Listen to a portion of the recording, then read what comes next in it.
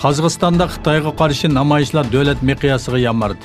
Poytaxt Nur-Sulton, Oqtepa, Olmaota va Chimkent boshchiligida nurg'un shaharlarda Xitoyning kengaymichiligiga qarshi namoyish o'tkazildi. Qozog'iston hukumatining Xitoy siyosatiga norozilik bildirgan minglagan namoyishchi Xitoy qurilishlari to'xtasin, Xitoyning kengaymichiligiga yo'l qo'ymaymiz degan shiorlar yozilgan plakalarni ko'tarib namoyish qildi. Oqtepadagi qozoqlar Xitoy zavodlarining ochilmasligini talab qildi. Prezident To'qayevning 11-sentabr Xitoyda 2 kunlik ziyorat bo'lishini planlaganligi bildirildi. Xabarlarda namoyishchilar shior to'lash orqali To'qayevning Xitoydan qarz olishdan voz kechishini umid qildi. Xitoyning ichki o'lkalaridan Xitoy hukumatining qo'llashi bilan Sharq Turkistonga olib kelinib, hayotini eng go'zal shaklda davomlashtirish uchun barliq imkoniyatlarga erishmoqda. 10 yil burun ko'chalar, rasta bozorlarda Xitoylar hech uchirmaydigan darajada oz bo'lsa, bugun ahvol tamoman o'zgarib, Uyg'urlarni ko'gilib bo'lmaydigan bir vaziyat shakllandi. Eng yangi uchurlarga asoslanganda Sharq Turkistonliklar 250 yuan oz pulga qo'lga o'xshash ishlamoqda. Aksicha Xitoylar oylik maoshi 10 ming yuan bo'lgan yaxshi ishlarga o'rlashtirilmoqda. Buningdan boshqa bir Xitoyning Uyg'ur qizi bilan to'y qilsa, hukumatdan 100 ming yuan pul, uy, mashina va ish berdiganligi o'ttirg'i chiqdi.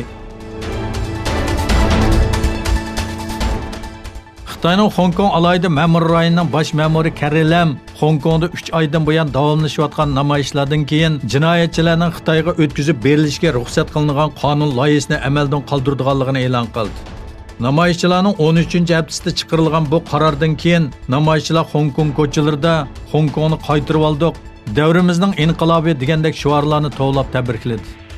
Yerlik taratqular, ba'zi tashkilotlar va faoliyatchilarning bu qarorga gumon bilan qaraydiganligi bildirildi.